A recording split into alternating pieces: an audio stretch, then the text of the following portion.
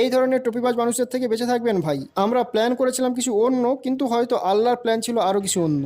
এই অ্যাডভেঞ্চার, এই থ্রিল হয়তো আর কখনো হবে। প্ল্যান অনুযায়ী আমরা উড়িষ্যা পর্যন্ত তো ঠিকঠাক পৌঁছে গেলাম, তারপর ঘটলো সেই হাদসা।